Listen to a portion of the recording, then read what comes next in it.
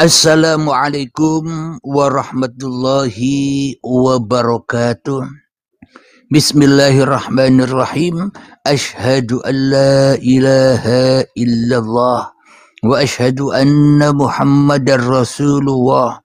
Allahumma salli ala sayyidina Muhammad wa ala ali sayyidina Muhammad. Rabbi israh li sadri wa yassir li amri wahlul 'uqdatam min lisani yafqahu qawli. Amin. Bismillahirrahmanirrahim. Salam ta'zimku buat para sahabat-sahabatku tercinta, baik yang ada di Alaska, yang ada di Brunei Darussalam, yang ada di Singapura, yang ada di Malaysia, Thailand, dan yang ada di dalam negeri. Semoga kita selalu di dalam kesehatan dan selalu di dalam kebahagiaan mengarungi kehidupan ini. Amin ya rabbal alamin. Alhamdulillahirabbil alamin. Kita lanjutkan di hari Selasa 11 Februari 2025 ini dengan kajian Tuhan adalah kekasihku. Tuhan kekasihku. Alhamdulillahirabbil alamin. Telah puluhan tahun lamanya kita tidak mau menjadikan Tuhan sebagai kekasihnya. Alasannya kenapa? Karena manusia tidak pernah kenal Tuhan. Selama ini manusia hanya menjadikan kekasih manusianya, menjadikan manusia sebagai kekasihnya, menjadikan harta menjadi kekasihnya, menjadikan pangkat sebagai kekasihnya, menjadikan kedudukan sebagai kekasihnya, menjadikan kendaraan yang mewah sebagai kekasihnya, karena di dalam hati diri kita selama ini selalu full dengan babakan-babakan dunia. Maka ketika di dalam hati kita masih penuh dengan babakan-babakan kemanusiaan atau babakan-babakan dunia, berarti kita selama ini tidak menjadikan Tuhan sebagai kekasih, tapi kita menjadikan iblis dan setan menjadi kekasih. Apa buktinya? Iblis dan setan yang selama ini ternyata kita jadikan kekasih atau kita jadikan Tuhan, karena semua apa yang kita cari di dunia ini hanya demi kepuasan diri manusia kita sendiri. Mencari harta demi kepuasan diri kita sendiri, mencari ilmu demi kepuasan diri kita sendiri, beramal ibadah demi kepuasan diri kita sendiri, karena kita tidak menjadikan Tuhan sebagai kekasih, tapi kita hanya menjadikan hawa nafsu kita menjadi kekasih kita. Maka selamanya kita tak akan pernah bisa menjadikan Tuhan sebagai kekasih, karena kita selama ini tidak mengenal Tuhan. Siapa Tuhan itu? Selama ini kita mengenal Tuhan kan hayalan-hayalan kemanusiaannya. Seolah-olah Tuhan itu wujud. Seolah-olah Tuhan itu ada. Seolah-olah Tuhan itu nyata. Tapi hayalan. Yang ada hanya adanya hawa nafsu. Yang wujud, wujudnya hawa nafsu.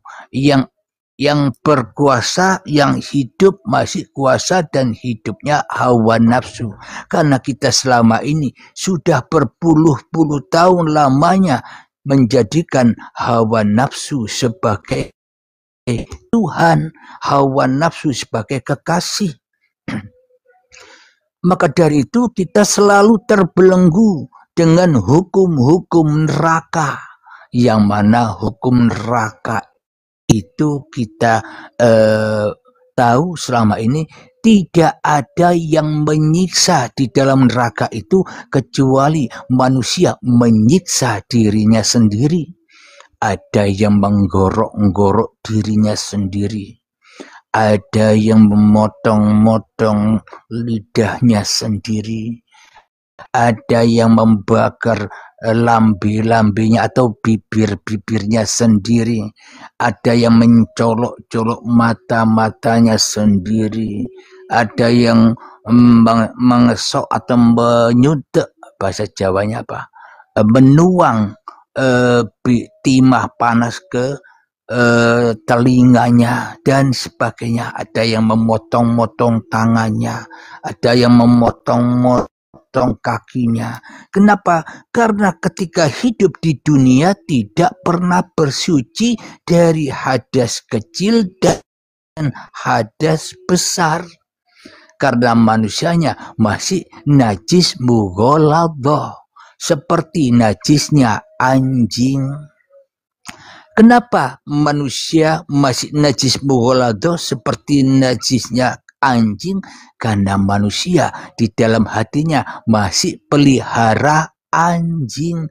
Hawa nafsu itulah anjing-anjing itu. Ketika di dalam hati kita masih pelihara anjing, menggonggong-gonggong terus, minta-minta terus, miskin-miskin terus, hidup sengsara terus, karena salah kita sendiri selalu pelihara anjing yang rakus, lidahnya selalu menjulur-julur. Jadi sebenarnya yang najis di sisi Allah itu bukan anjing yang di luar diri kita.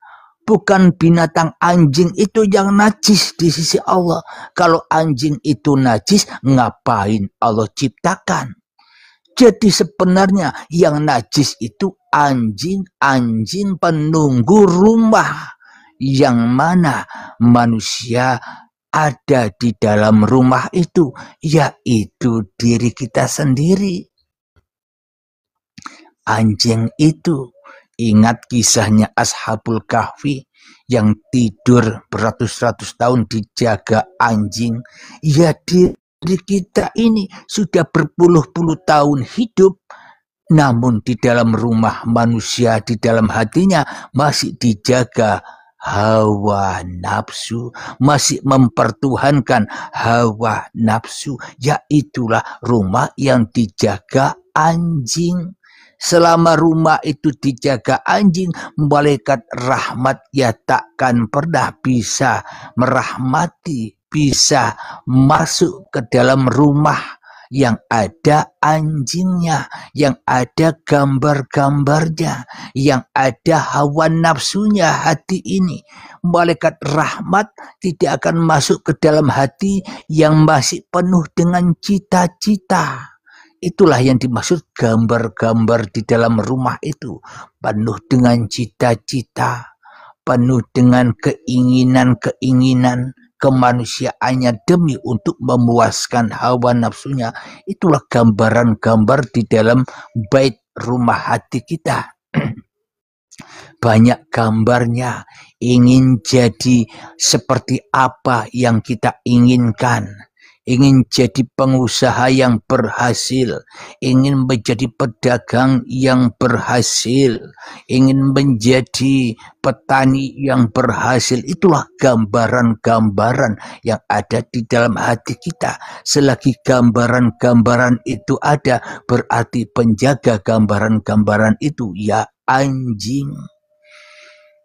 Maka dari itu, barang siapa yang mengikuti langkah-langkah, barang siapa yang mengikuti hawa nafsunya, maka derajatnya tak lebih tinggi daripada binatang ternak. Yaitulah anjing itu. Ya, saya inilah anjing itu. Ketika saya mempertuhankan diri saya di dalam hati saya, memang kajian Uripe Allah ini tak mudah dipahami bila manusianya masih memandang diri manusianya. karena kajian-kajian yang kita dapat atau yang kita tahu selama ini hanya kajian manusia. Jadi mendengarkan kajian-kajian di Uripe Allah ini serba aneh, serba langkah. Tidak pernah ada kajian-kajian yang seperti ini. Judul-judulnya pun ekstrim. Judul-judulnya pun tidak seperti biasanya. Ada yang berjudul di YouTube saya, Uripe Allah, Aku Membunuh Roh Tuhan. Silahkan dicari. Aku membunuh roh Tuhan, ditambahi Uripe Allah. Tapi pasti ketemu di YouTube dengan YouTube Uripe Allah. Aku Tuhan asli di YouTube ketemu di situ. Jadi judul-judulnya memang kontroversi, tidak masuk akal. Bahkan banyak orang mengatakan orang gila, ngawur. Karena kita selama ini terdoktrin dengan kajian-kajian hawa nafsu, terdoktrin dengan kajian-kajian kemanusiaan, pasti endingnya iya berlaga atau berlabuh kepada kemanusiaannya. Ya tak akan pernah bisa memahami, karena yang kita pahami selama ini hanya kajian dunia, bukan kajian akhirat. Yang selama ini banyak kita dengar kajian dunia, bukan kajian langit. Selama ini kita terhijab-hijabi bila kita masih mengkaji dunia. Terutama hijabnya adalah hawa nafsu kita sendiri. Kemudian orang lain menjadi hijab-hijab kita.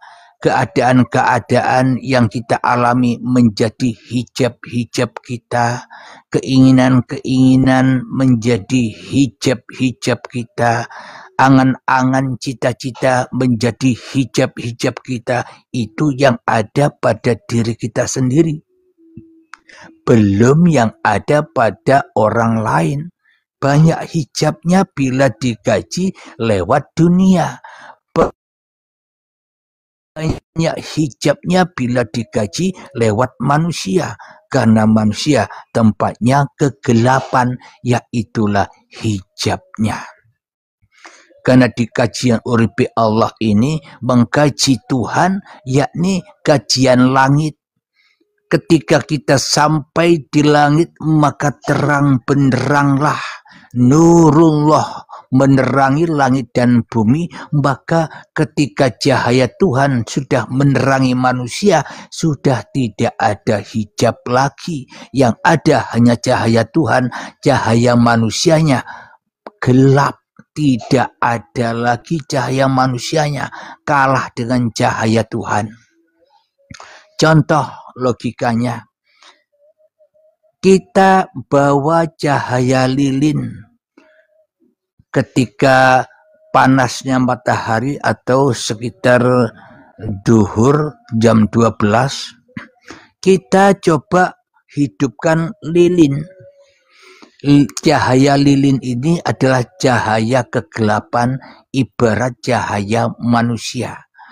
Bila manusia di alam kegelapan, di tempat yang gelap, bawa lilin masih bisa jalan, tapi pandangannya terbatas. Mungkin 2-3 meter sampai 5 meter keadaan yang bisa dilihat di sekitar lilin itu berada. Di dalam kegelapan, nabrak-nabrak.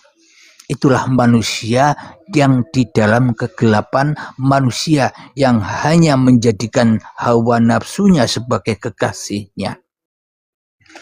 Maka dari itu cobalah lilin itu kita hidupkan, kita bawa keluar rumah di siang bolong. Maka cahaya lilin itu akan hilang atau akan pudar, kalah terang dengan cahaya matahari. Itulah maknanya manusia di dalam liputan Tuhan. Manusia yang sudah menjadikan Tuhan sebagai kekasihnya, cahayanya akhirnya fana di dalam cahaya Tuhannya. Cahaya lilin ini mati di dalam cahayanya siang hari. Jadi tidak ada fungsinya cahaya lilin ini. Ketika kita bawa cahaya lilin ini keluar di rumah kita, tidak akan ada imbasnya, wong sudah terang. Maka benarlah yang dikatakan Nabi Muhammad setelah Isra Mi'raj, ditanya oleh istrinya, wahai Nabi, bagaimana keadaannya ketika engkau sampai di Sidratul Muntaha, sampai kepada Allah? Apakah panjenengan bisa melihat Allah? Itu pertanyaannya. Nabi menjawab begini, bagaimana mungkin aku bisa menyaksikan Tuhan? Ketika aku menyaksikan Tuhan, ulap. Maknanya ulap tidak bisa dilihat saking terangnya. Ibarat di siang hari, kita tidak akan mampu melihat cahaya matahari saking terangnya. Kenapa? Karena cahaya Nabi Muhammad sudah kalah terang dengan cahaya Tuhan. Maka bagaimana mungkin Nabi Muhammad bisa menyaksikan Tuhan, sementara Nabi Muhammadnya sudah fana di dalam Tuhan. Nabi Muhammadnya sudah mati di dalam uripe Allah. Bagaimana mungkin bisa menyaksikan? Yang bisa menyaksikan Tuhan, ya Tuhan. Yang bisa menyaksikan Nabi Muhammad, ya Tuhan. Yang bisa menyaksikan matahari, cahaya matahari, ya matahari itu sendiri. Dan yang bisa menyaksikan manusia lewat cahaya matahari, dan yang bisa menyaksikan alam semesta ini lewat cahaya matahari, ya matahari. Jadi intinya ketika kita melihat bunga-bunga yang di luar rumah kita, sebenarnya kita bukan menyaksikan bunga, tapi menyaksikan matahari. Nah, ketika kita melihat orang di luar rumah kita di siang hari atau pagi hari atau sore hari, apapun yang kita lihat sebenarnya bukan manusia, bukan tumbuhan, bukan hayawan, bukan keadaan-keadaan yang di luar diri kita, tapi sesungguhnya kita menyaksikan matahari yang mengadakan manusia itu. Sehingga dengan cahaya matahari, maka muncullah, terwujudlah manusia. Dengan cahaya matahari, terwujudlah hayawan. Dengan cahaya matahari, terwujudlah tumbuh-tumbuhan. Dengan cahaya matahari terwujudlah gunung-gunung yang indah. Dengan cahaya matahari terwujudlah hutan-hutan yang rindang, yang penuh pesona. Dengan cahaya matahari maka wujudlah lautan, pantai, kali atau sungai yang indah. Jadi semua yang kita saksikan sebenarnya bukan manusia, bukan hayawan, bukan tumbuhan, bukan gunung, bukan lautan, bukan hutan, tapi sebenarnya kita menyaksikan cahaya yang terang, yakni cahaya matahari. Karena kita sudah lama puluhan tahun menjadikan hawa nafsu sebagai Tuhan, kita terjerat hanya melihat hasil yang diwujudkan oleh matahari. Apa itu? Kita hanya beriman sampai pandangan kita kepada manusia, sampai pandangan kita kepada tumbuhan, sampai pandangan kita kepada binatang, atau sampai pandangan kita hanya kepada gunung, hutan, langit, bumi yang kita pandang. Karena apa? Karena hati kita masih individual, sendiri-sendiri, masih menjadikan hawa nafsu sebagai kekasih kita. Kita masih mengakui bahwa diri kita yang ada, berarti kita selama ini kita tidak sadar telah menyerupai Tuhan. Kita sudah lama puluhan tahun sudah menyerupai Tuhan, tapi tidak sadar.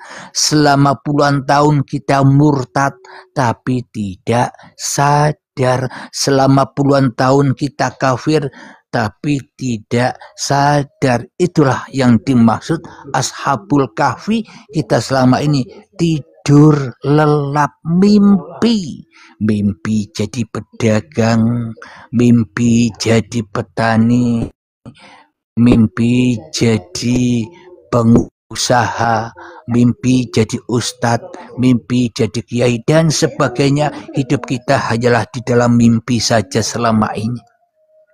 Karena kita menjadikan hawa nafsu sebagai Tuhan, tidak menjadikan Tuhan sebagai kekasih, tidak menjadikan Tuhan sebagai petunjuk penerang jalan supaya kita selamat. Jadi ketika kita sudah menjadikan Tuhan sebagai penerang kehidupan kita, maka yang disaksikan bukan manusia lagi, maka yang disaksikan bukan makhluk lagi, maka yang disaksikan bukan alam semesta lagi, tapi yang disaksikan siapa yang mewujudkan alam semesta ini. Yang disaksikan siapa yang mewujudkan langit dan bumi ini. Yang disaksikan siapa yang mewujudkan semua keadaan yang ada di dalam hati kita ini selama ini. Itulah manusia-manusia yang sudah terang di jalan Tuhan. Kenapa? Karena manusianya menjadikan Tuhan sebagai kekasihnya. Berangkat sayang. Hati jalannya. Alhamdulillahirabbil alamin. Waalaikumsalam warahmatullahi wabarakatuh. Jadi itulah yang dimaksud Tuhan kekasihku, tanpa Tuhan aku tak ada. Dengan Tuhan aku ada. Berarti aku ini siapa? Jawaban dewe. Jadi bila manusia sudah menjadikan Tuhan kekasihnya, maka hidupnya selalu enjoy. Ada masalah apapun, enjoy. Tidak mudah sakit hati. Kenapa? Karena hatinya sudah tidak ada. Karena hati menjadi qalbun mukminin baitullah. Bagaimana mungkin kita bisa sakit hati? Wong hati ini milik kekasihnya, tempatnya kekasihnya. Ia enjoy saja meskipun dihina orang, enjoy. Dipuji orang, enjoy. Direndahkan orang,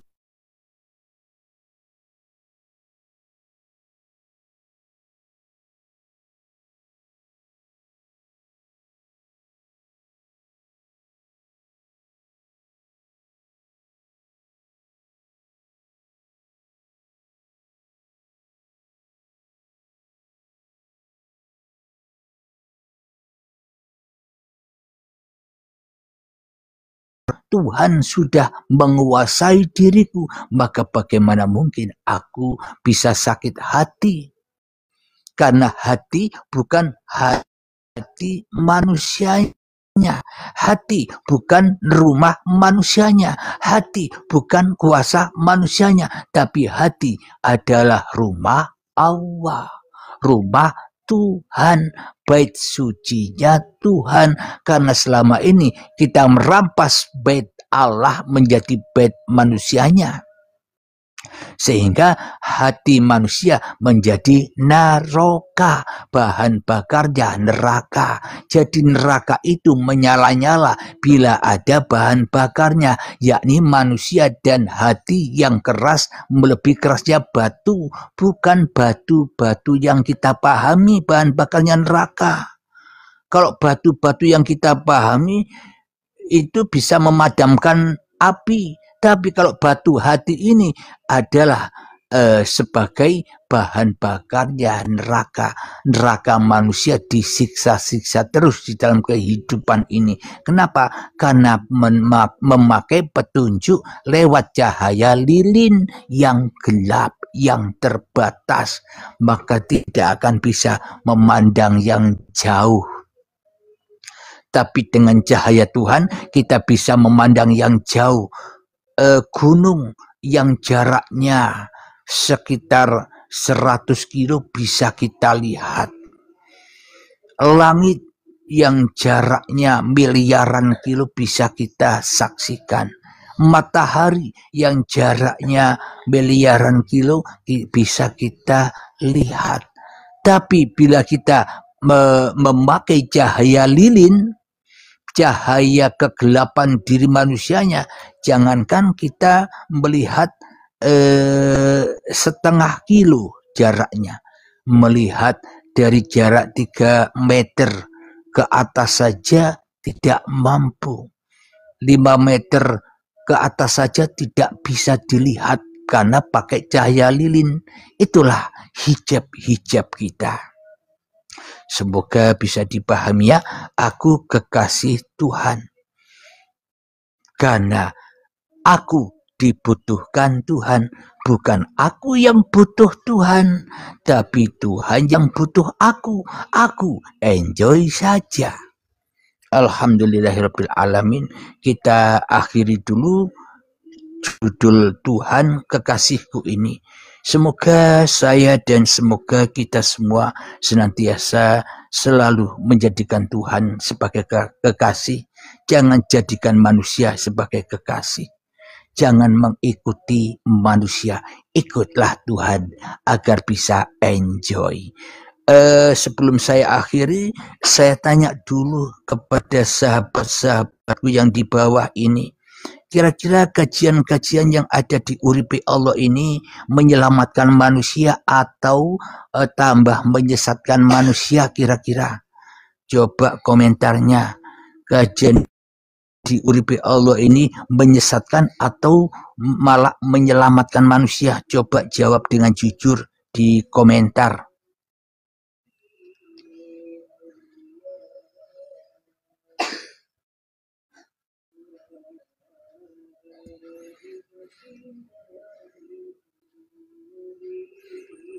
Kajian di Uripi Allah ini menyesatkan atau malah menyelamatkan seluruh manusia, menyelamatkan manusia, Kang? Alhamdulillah, Kang Sideman. Yang lainnya jawabannya mana? Kajian Uripi Allah ini, YouTube Uripi Allah ini menyesatkan manusia atau malah menyelamatkan manusia dari manusianya? Silakan dijawab. Mudah dipahami atau sulit dipahami? Silahkan dijawab sebelum saya lanjutkan. Alhamdulillah, bila kajian di Uripi Allah ini menyelamatkan manusia, Anda wajib menyebarkan. Menyelamatkan manusia, Alhamdulillah. Anda wajib memberitahu manusia yang lain. Semakin terang benderang, Alhamdulillah. Anda wajib memberitahu orang lain agar bisa menyimak juga YouTube Uripi Allah. Bila itu tidak Anda lakukan berarti Anda memahami YouTube Uripi Allah hanya khayalan saja. Pura-pura paham, paham tapi sebenarnya tidak paham. Namun bila Anda benar-benar paham, Anda pasti diseru oleh Allah untuk menyampaikan ini kepada umat manusia agar bisa menyelamatkan manusia dari jalan manusianya. Maknanya bila Anda memang benar-benar paham, maka hati Anda akan tumakninah kepada Allah. Ikuti apa yang diperintahkan Allah untuk menyampaikan, untuk menyeru manusia-manusia agar kembali kepada Tuhan, agar hidupnya enjoy, bisa masuk surga. Manusia hidup bisa merasakan surga. Tapi kalau manusia tidak merasakan surga sampai mati, manusia dikatakan abadan abada, selama-lamanya hidup di dalam neraka kemanusiaannya sampai ajal menjemput. Neraka terus, tidak pernah merasakan surga. Jadi bagi Anda yang paham, Anda hijrah dari neraka ke surga, hijrah dari manusia kepada Tuhan, maka pasti di dalam hati Anda penuh kasih sayang, sehingga menolong sesama manusia, bermanfaat kepada manusia. Meskipun Anda tidak bisa menyampaikan apa yang dikaji di Uripi Allah, cukup share, cukup beritahukan. bahwa di YouTube ada kajian seperti ini yang kelihatannya judul-judulnya serba ekstrim, tapi sangat cepat menuju kepahaman, tidak ribet, simpel bagi orang-orang yang diberi petunjuk. Jadi meskipun Anda nge-share YouTube Uripi Allah di grup-grup WhatsApp, di grup Facebook dan sebagainya, Anda jangan berharap manusia akan paham. Atau Anda jangan takut manusia tidak paham. Babakan paham dan tidak paham bukan milik Anda, bukan tanggung jawab Anda ketika Anda meng-share YouTube Uripi Allah. Tapi yang memberi paham dan yang memberi tidak paham pun juga Allah. Tugas kita hanya menyampaikan kebenaran.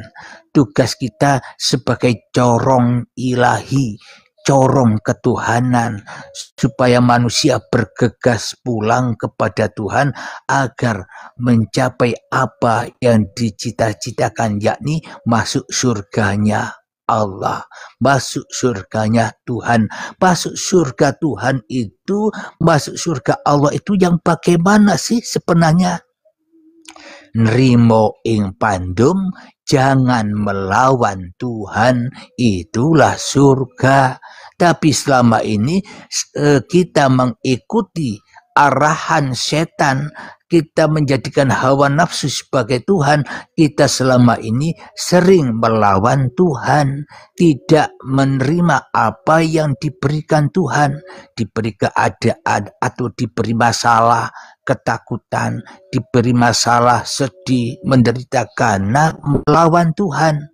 Karena tidak menjadikan Tuhan sebagai kekasih, malah menjadikan jin, setan, iblis atau manusia itu menjadi kekasihnya sendiri, maka ia akan tersiksa dengan keadaan-keadaan yang tidak diinginkan, maka selalu melawan Tuhan, yaitulah neraka. Jadi nerakanya Allah yaitu bukan neraka-neraka yang dibayang-bayangkan, bukan neraka-neraka yang dihayal-hayalkan manusia besok. Tidak ada besok, karena manusianya tidak ada. Surga dan neraka tak berlaku. Jadi berlakunya neraka dan surga ya ketika Anda masih ada. Kalau Anda sudah tidak ada, seperti dulu ketika tidak ada, kita tidak ada, ya tidak akan pernah bermanfaat bagi Anda bila Anda tidak ada. Jadi neraka dan surga itu adanya ya ketika Anda ada. Kalau Anda sudah tidak ada, mati, dikubur, ya tidak berlaku lagi. Alhamdulillahirabbil alamin. Maka dari itu kita sudah menyingkap sebuah rahasia-rahasia yang dihayal-hayalkan manusia, yang membuat manusia ketakutan hidup di dunia ini, takut mati, takut dikubur, takut siksa kubur, takut hari kiamat, takut hari kebangkitan, takut hari timbangan, takut hari pertanggungjawaban, takut melewati siratal mustaqim, takut masuk neraka. Itu hayalan-hayalan manusia yang dihembuskan, yang dibisiki oleh setan supaya manusia hidup di dalam ketakutan, supaya manusia selalu di dalam api neraka, api kemanusiaannya untuk membakar manusia. Kalau setannya enjoy saja, wong memang api. Tapi kalau manusianya yang bukan dari api ini ya tak pernah bisa enjoy hidup di dunia ini. Selalu panas dan panas. Kenapa?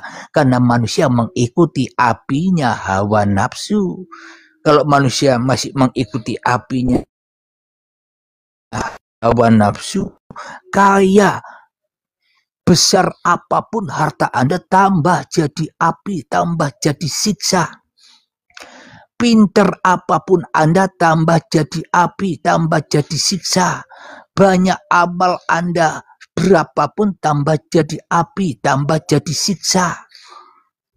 Semuanya jadi siksa bila menjadikan manusia sebagai kekasihnya. Namun bila Tuhan kita jadikan kekasih, maka kita duduk dimanapun enjoy. Berilmu tapi tak berilmu. Beramal tapi tak beramal. Melihat tapi tak melihat. Mendengar tapi tak mendengar. Enjoy saja. Kira-kira kajian enjoy ini mudah dimengerti dan dipahami? Sahabat-sahabatku yang di bawah, tolong jawabannya lewat komentarnya. Sambil ngunjuk kopi.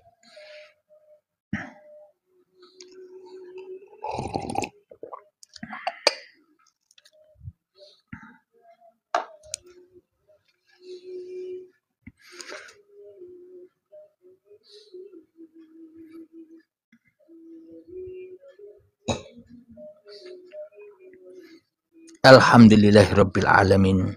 Semoga selalu kita selalu di dalam lindungan Allah Subhanahu wa taala. Dan judul Tuhan kekasihku saya akhiri. Semoga kita bisa mendapatkan hikmah dan hidayah untuk mempraktekannya.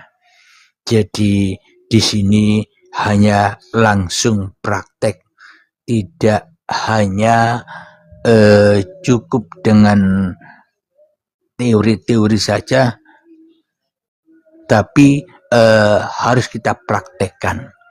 Jadi ketika ada orang yang menilai kita, itulah nilai orang itu sendiri.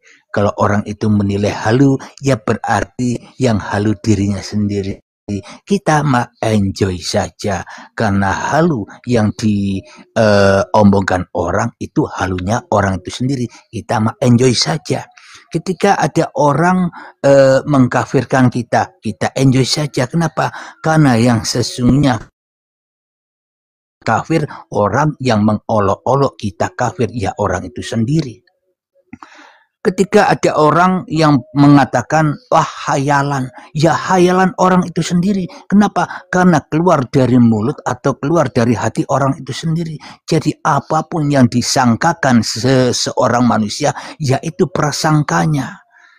Contoh ketika saya melihat orang itu tidak baik, maka ketika saya menilai orang itu tidak baik, yang sebenarnya yang tidak baik itu diri kita, bukan orang yang kita nilai. Kenapa?